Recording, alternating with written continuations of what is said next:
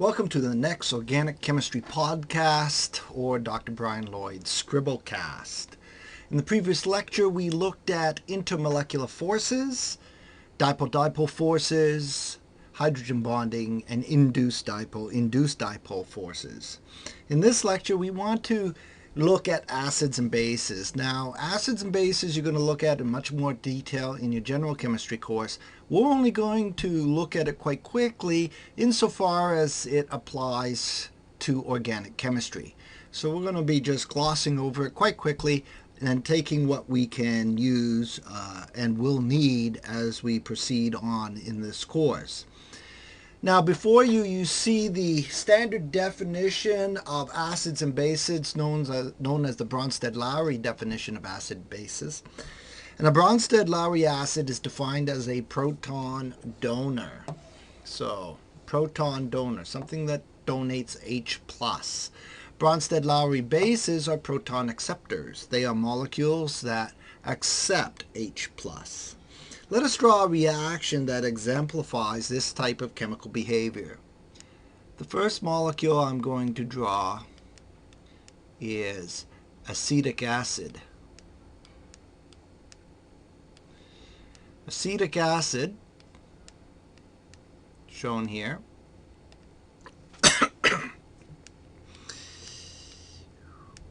those are lone pairs on the oxygens, has this proton on the OH group, which is acidic. Acetic acid is a proton donor, and it is known as an acid, according to the Bronsted-Lowry definition. We can react this with a base, such as ammonia.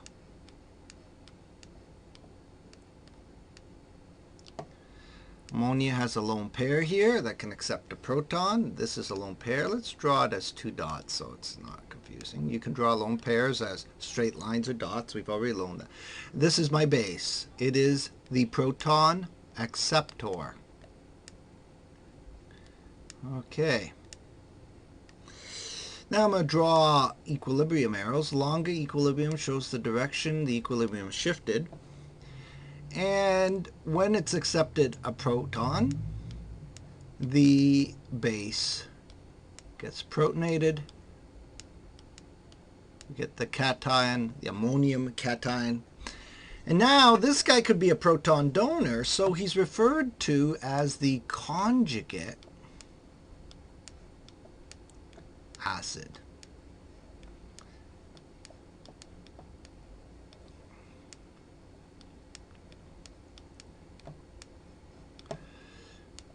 And that reacts. The acetic acid has lost its proton, and so the acetic acid has reacted to produce a deprotonated oxygen, which bears a negative charge, or the acetate anion. Now the acetate anion has lost its proton, so if it's reacting and going backwards in the equilibrium, it now acts as a base. So this is referred to as the conjugate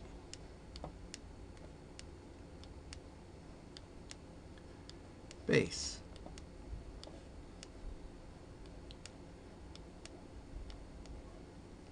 All right. Now note that the acid, once it's donated proton, becomes a conjugate base. All right. And the base, once it's accepted proton, becomes the conjugate acid.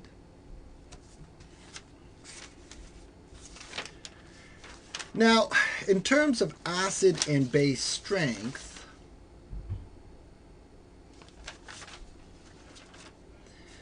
we do want to talk about what happens in this equilibrium. The length of the arrow determines where the equilibrium shifts, and where you lie in this equilibrium will be determined by the strength of the acid and strength of the base. The side with the stronger acid and stronger base, that is the molecule that wants to donate the proton more or accept a proton more, will convert to the weaker acid and weaker base. In this case, the ammonium, NH4+, is a weaker acid than the acetic acid. And the ammonia base is a stronger base than the conjugate base, the acetate ion. Now what's interesting to note is that most acid-base reactions are carried out in water. And when an acid-base reaction is carried out in water, you must remember always that the strongest acid you can have in any solvent system is the conjugate acid or protonated version of the solvent itself. If I take, for example, any acid HA,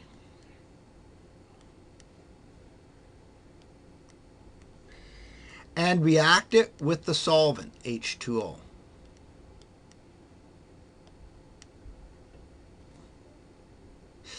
this will produce A minus and H3O plus.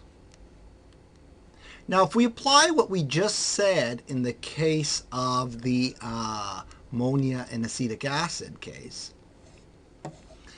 when we take this solution, this aqueous solution of HA, acid HA, and we want to use it, we must remember that if HA is a very strong acid, once we throw in an H2O, it reacts, and all you have floating in solution is A minus and H3O plus. So when you actually use this acid and react it, what are you really reacting with it? Is any HA present? If HA was very strong? In actual fact, no. It's all converted to H3O plus. So when HA is strong, and you dissolve it in water, and you go on to react it, what you're really seeing is a reaction of H3O plus, not with HA. So this phenomenon is known as the leveling effect of a solvent. Leveling effect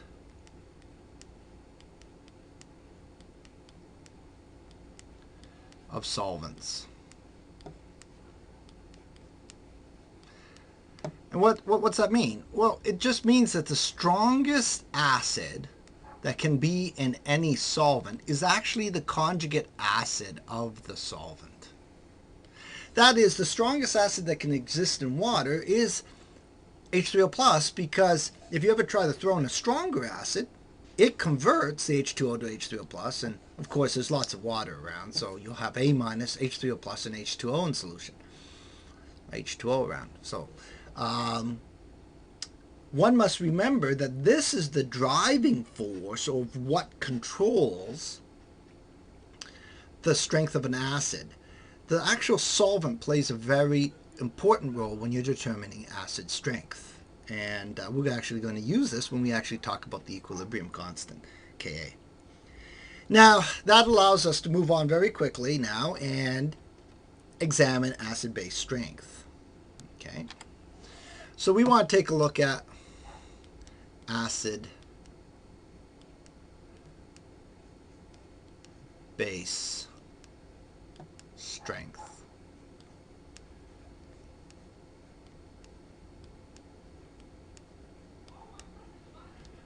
Okay, so what do we have? In acid base strength, if we take HA and react it with some base, I'm going to call the base B and give it a lone pair.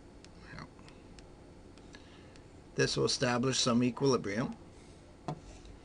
And in the case of water, B was just H2O.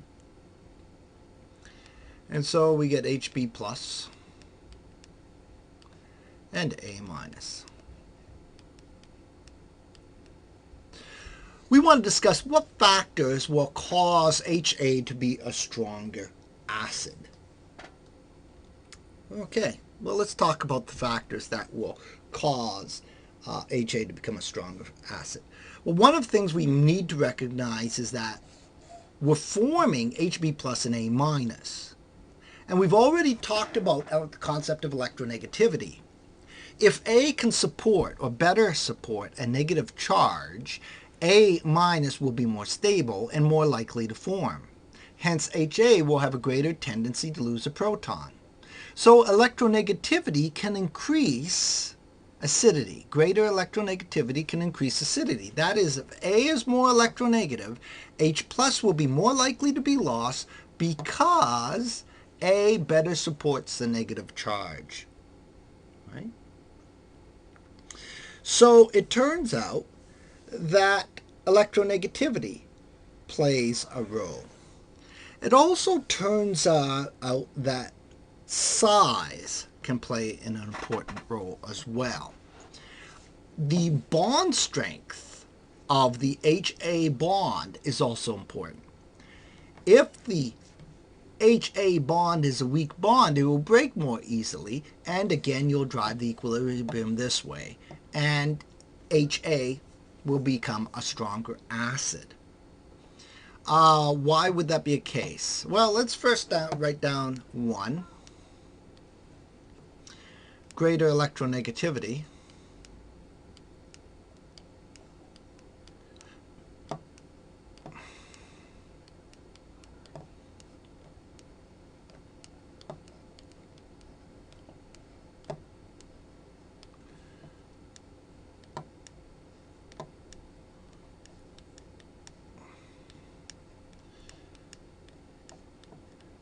will give you a stronger acid. Stronger acid.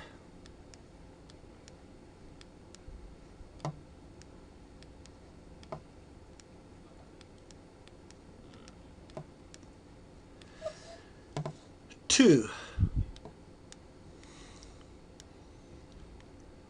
larger size. Actually, atomic size.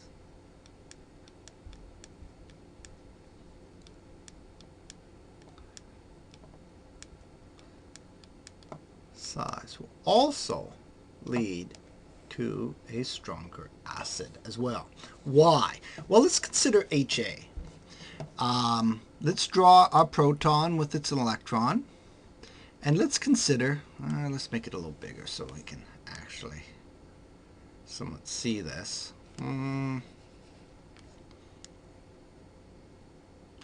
So there's H.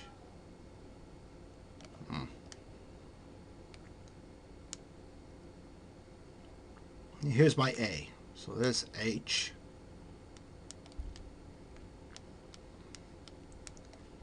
A. And look at this part that I'm coloring blue. This is what we call orbital overlap. It is what creates the bond, if you like. The interactions of the two orbitals. Now let's draw another HA. This time let's make A much larger.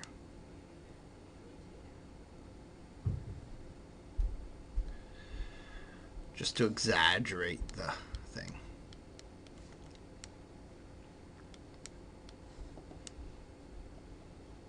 And color the overlap area. Now let me ask you a question. If I look at the orbital size of A, what percentage of A is colored blue, is in the overlap region? Well, in this part, the blue area is a larger percentage of the total A than this blue area. In other words, this big A is only using a tiny amount of its overlap. Inherently, the bond strength of a large atom with a small atom is weaker, and it breaks more easily due to what is called poorer orbital overlap.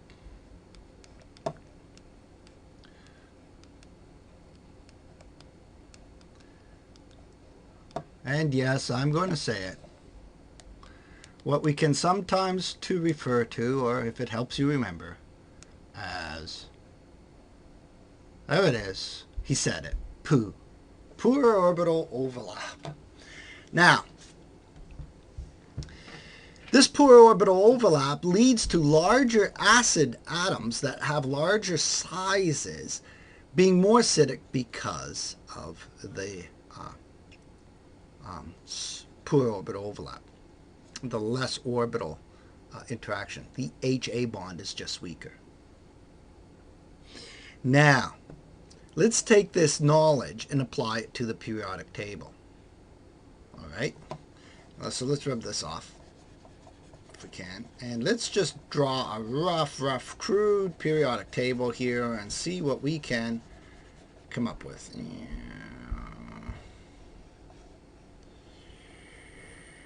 There we go. Okay, poor orbital overlap. Alias poo is gone. All right, so what have we got? Let's try and apply this to a periodic table. So here is a terrible square periodic table. Now over here you have your hydrogen, and over here you have your helium. And then down from helium,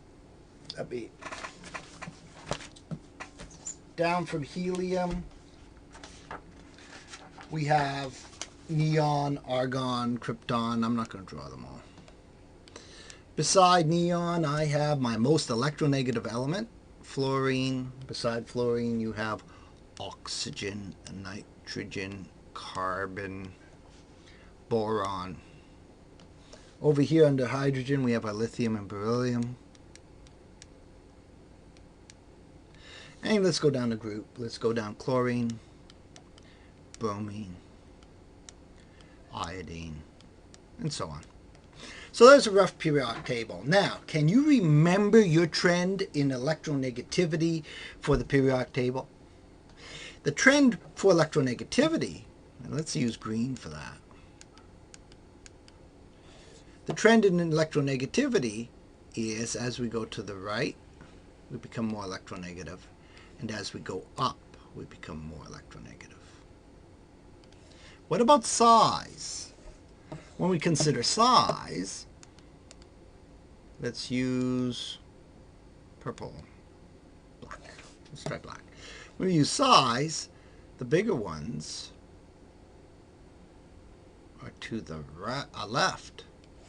And size increases as you go down. Uh-oh. This is a problem. Atomic size increases to the left and down. Electronegativity increases to the right and up. They're opposite. They work against each other. Greater electronegativity suggests the strongest acid should be at the top right. But larger atomic size suggests the strongest acid should be the bottom left. So which force wins out? Well, it actually depends on whether you're looking at a column or a row, at a period or a group. Let's start by looking at a period. When you go across the period, we use number 1, electronegativity. Why? The reason is the size difference is fairly small. Now I can take your textbook, for those who have purchased the textbook, and look up atomic radius in the index. And let's just see what I get. I'm actually going to do this while I'm talking to you. Atom, ATQ, atomic size, atomic number, atomic orbitals. Let's go down and see if we got size. Relative energies. I don't see radius here. Let's try relative energies. Let's go back to page 21. This text may not even have a table of atomic radii, but let's take a look. Page 21, orbitals.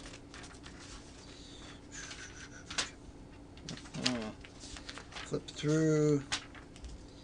Here we are, electronegativities. The Pauling scale. Any radius? Ionic bonds? I guess your textbook does not have it. Oh well, so much for trying to do something on the spot.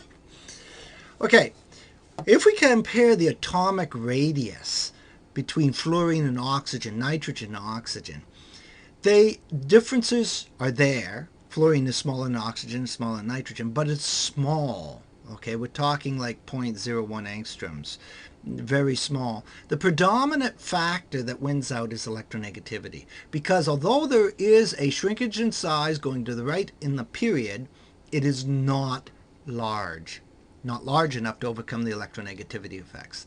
So acid strength follows the electronegativity trend in a row, and we just say hydrofluoric acid is a stronger acid than water, H2O, because fluorine's more electronegative than oxygen. We say H2O is a stronger acid than NH3, ammonia, because H2O, oxygen's more electronegative than nitrogen.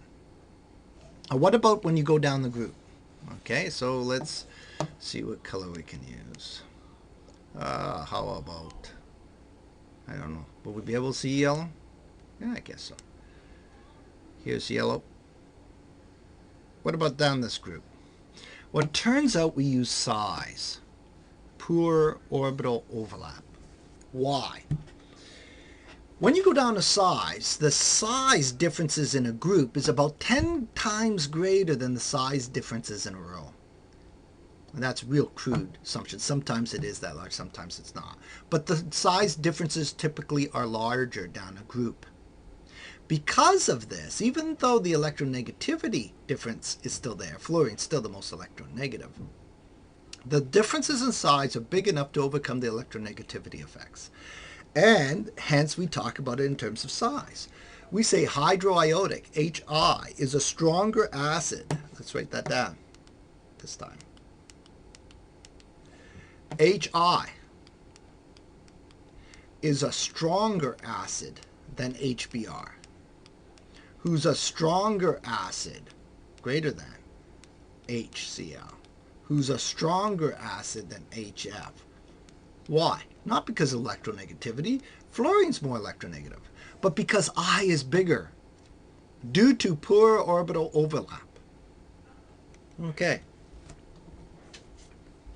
What about other trends?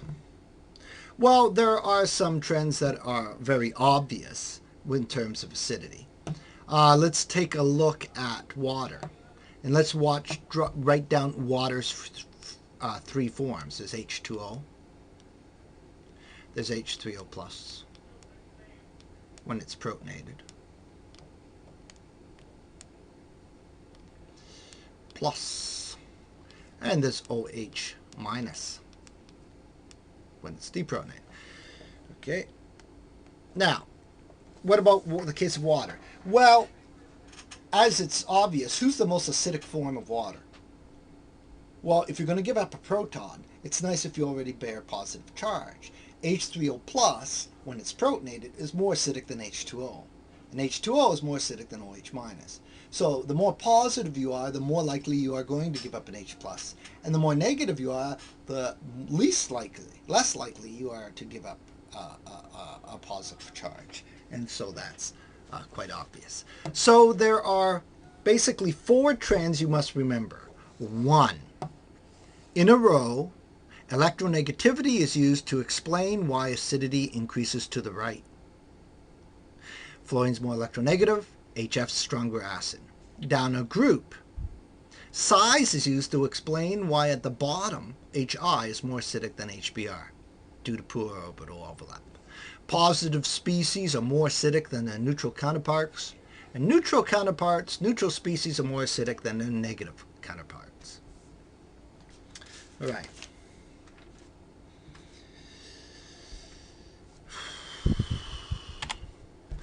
That brings us to the scale of acid strength.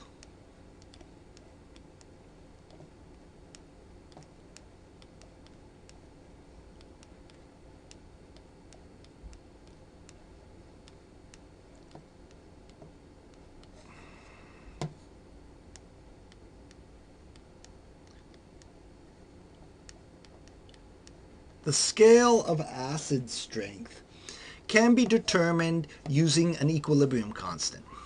That is, if we take again HA, react it in H2O, and we want to know the strength of the acid. It's in equilibrium with H3O plus.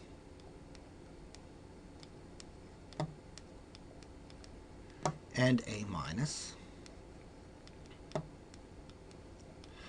There is an equilibrium constant K, which is a mathematical expression that allows us to determine the distribution of products in this equilibrium.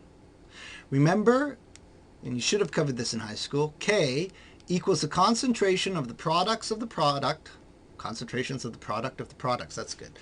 For example, concentration of H3O plus, square brackets around the compound means concentration, times the concentration of A minus over the product of the concentrations of the reactants. So concentration HA times the concentration of H2O. Now, you'll notice we often in acid-base chemistry use an equilibrium constant that has the term K sub A. It's Ka, A standing for acid.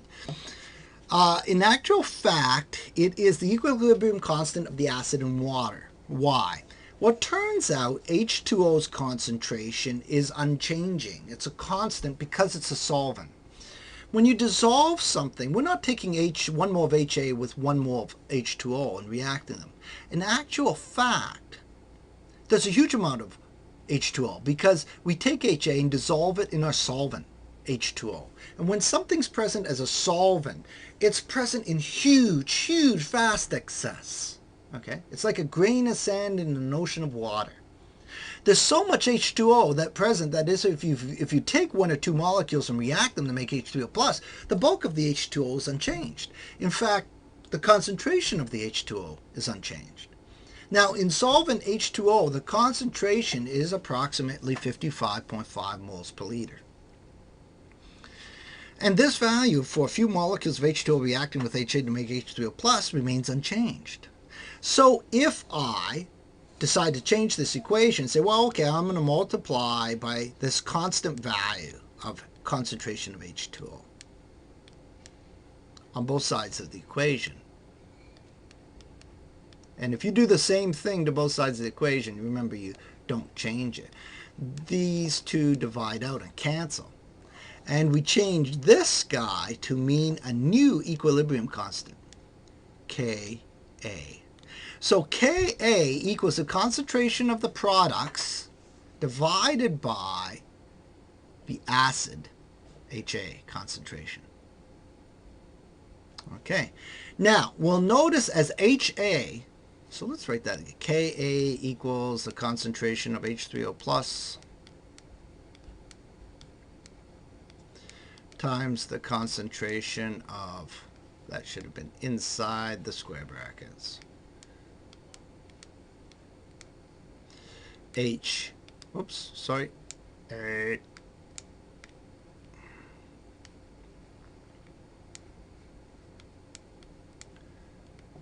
that should have that minus, all divided by the concentration of HA. Now let's think about what happens to the Ka value, because this is the important part. What happens to Ka value when we're stronger acid? Well, stronger acid means HA converts to A minus. So what's happening to the concentration of HA? It's getting smaller. Well, if this value on the bottom gets smaller, what happens to the whole value? Well, if you divide by a smaller number, the total becomes larger. Ka gets bigger. For stronger acids,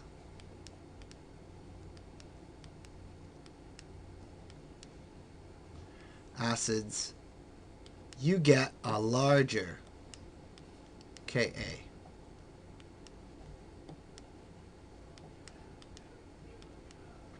All right. Now we sometimes can do a mathematical function on this, which is the negative logarithm of Ka. And that is given the symbol P, pKa. And if you take the negative log of a number, you get the pKa. Or if you take a negative log of a larger number, you actually get out a smaller number. So stronger acids, and you can plug numbers into a calculator and prove this to yourself.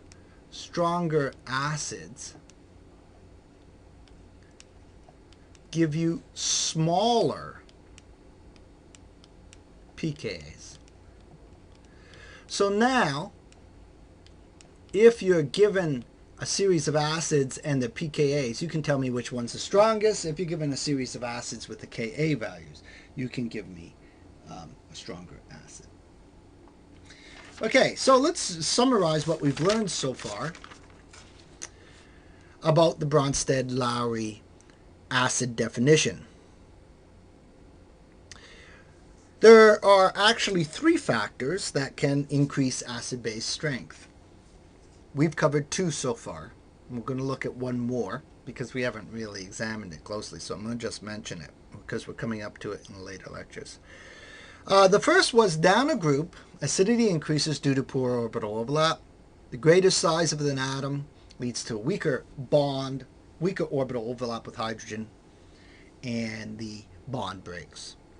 Across a period, acidity increases with electronegativity. The more electronegative the atom, the more better able to stabilize the negative charge. The last point, well, actually, let's just finish this summary. In terms of Ka, stronger acids have larger Ka values, and stronger acids have smaller pKa values, which is the negative log of Ka.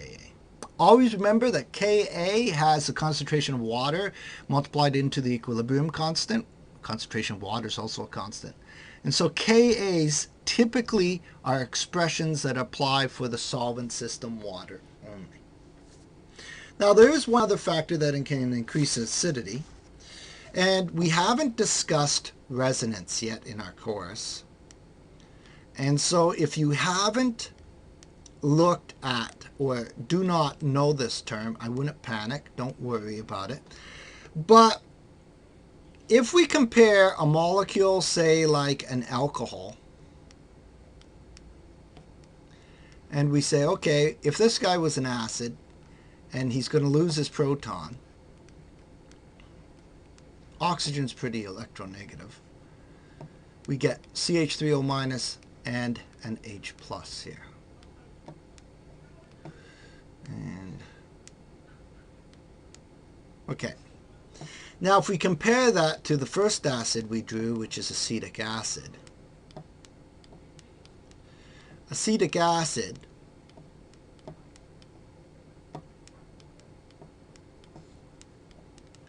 can lose a proton and make the acetate anion, which we showed earlier.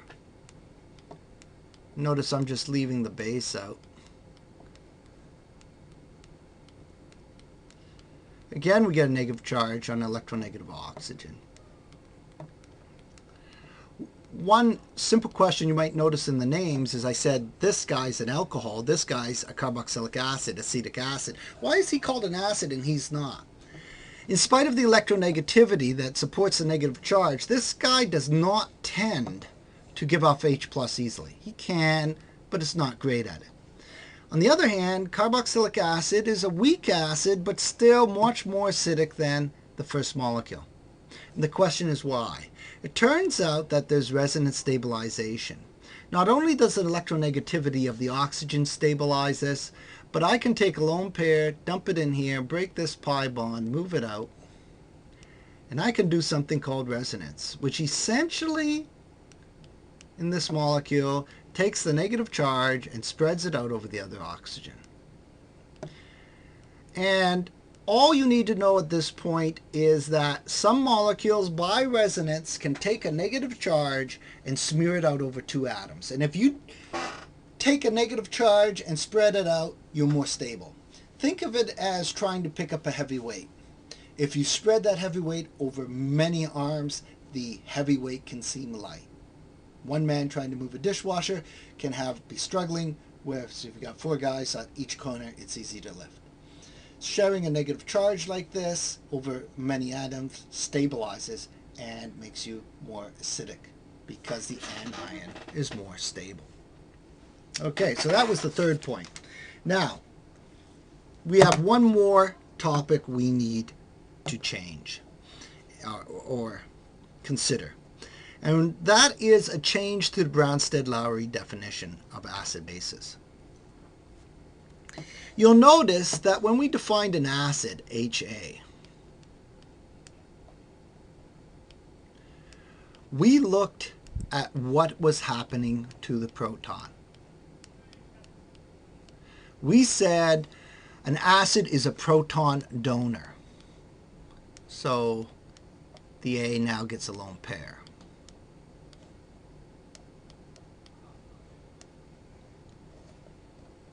Okay. An acid is a proton donor. But let's look at it from a different way. Let's look at what's happening to the electrons. What do you mean? Rather than considering what's happening to a proton, let's consider what A is doing to the lone pair of electrons. See, that lone pair was originally in a bond shared with the hydrogen.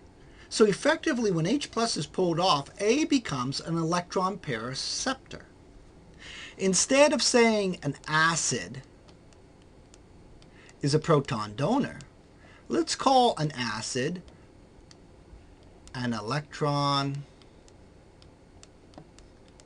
pair acceptor.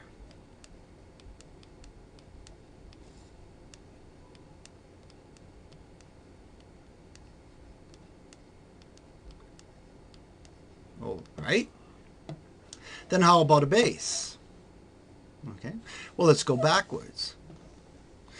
Sorry, that should have been A minus. A minus, now, consider going back the other way, is acting as a base. Don't say it's a proton acceptor. What is it doing in terms of its electron pair? It's donating the electrons. A base becomes an electron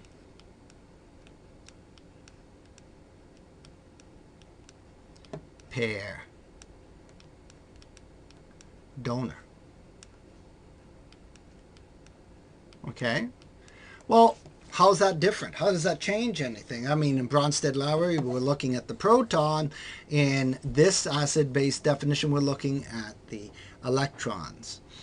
Well, when you do that, when you focus on the electrons, you could have now acid-base chemistry where there is no H+. What do you mean? Well, let's consider the following reaction. It turns out the molecule BF3 has an empty orbital. And if you take a look at the Lewis structure for BF3, and that's probably worth doing, and we certainly will have looked at this in class, BF3 is an exception to our traditional Lewis structures. Most Lewis structures need 8 electrons. BF3 can get away with only 6 electrons around the boron. It forms a stable atom, but it has an empty orbital. Because it has an empty orbital, it wants 2 electrons. If we mix BF3 with ammonia, which has a lone pair, the two will react, and you'll get F3B bonded to an NH3. Now, if you do the formal charge of this, you'll find out that the N has a plus and the boron has a minus. Overall, the charge is neutral. Now, let me ask you a simple question. Is this reaction an acid-base reaction? Well, the answer to that depends on your definition of acid-base chemistry. In the case of the Bronsted-Lowry acid definition, I need an acid to be a proton donor and a base to be a proton acceptor. Is there anything in this reaction donating protons?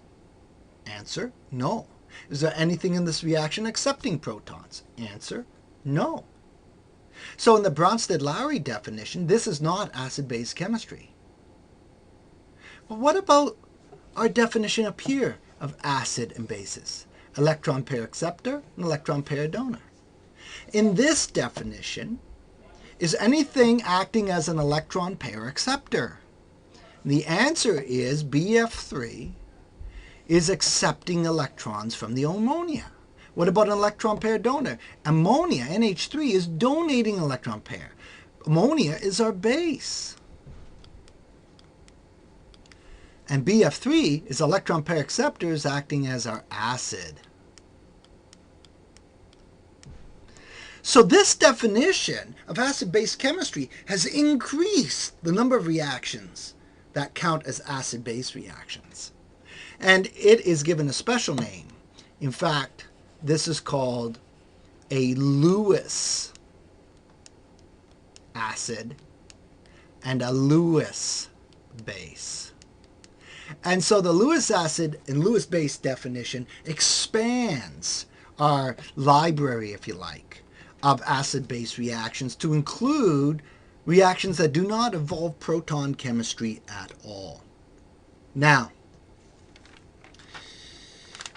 what kind of molecules can act as Lewis acids? Well, let's take a look. We've got Lewis acids. Obviously, I've written one down there. That's BF3. Certainly H plus in our reaction we had up here before can act as a Lewis acid when it goes back because it can accept electrons. So we've got H plus. It turns out any carbon plus derivative, like I'll give you a CH3 plus could.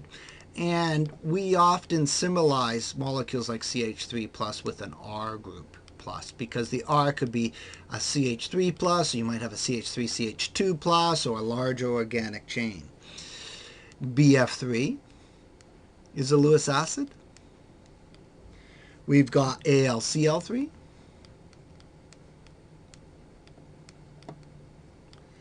FeCl3. And ZnCl2, zinc dichloride, ZnCl2. Now these, tried to put a comma in, let's just leave them up. These are all Lewis acids because they are electron acceptors because all of these molecules have empty orbitals into which an electron pair can go. Okay, well, let's rub this out. What kind of molecules can be Lewis bases? Well, to be a Lewis base, you've got to be an electron pair donor. To be an electron pair donor, it goes without saying, you've got to have an electron pair. So molecules that have electron pairs can be Lewis bases.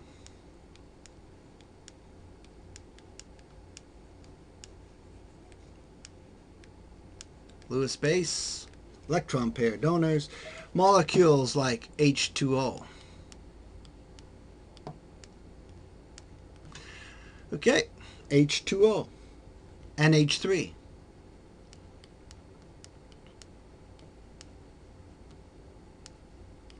Lone pair. F minus. There's 4 lone pairs around F minus. Okay, and Cl minus has 4 lone pairs around it.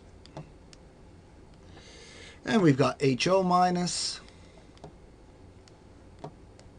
hydroxide. And how about CH3 minus? You can make CH3 plus, you also can get CH3 minus, and hence all of the organics are referred to as R minus. Just you might have a CH3 CH2 minus or something else. Notice some of these molecules can act as both. H2O, if it loses a proton, is accepting the electrons, becoming OH minus. It's acting as a Lewis acid. So some of these molecules can fill the role of each. Now what you need to be able to do here is like what I did in the reaction I had up here. So I give you a reaction, you need to be able to identify who's the Lewis acid and who's the Lewis base. So essentially you should memorize these structures. Remember, Lewis acid-base theory allows for all of the Bronsted-Lowry acid-base reactions and many, many more that don't involve protons at all. Okay. Well, there you have it, a quick summary of acid-base chemistry, and we're going to be taking this on in the course and referring to it often, so please make sure you have a good grounding in this. And that's the end for this Scribblecast. I'm Dr. Lloyd, and I hope to see you again soon. Thank you very much.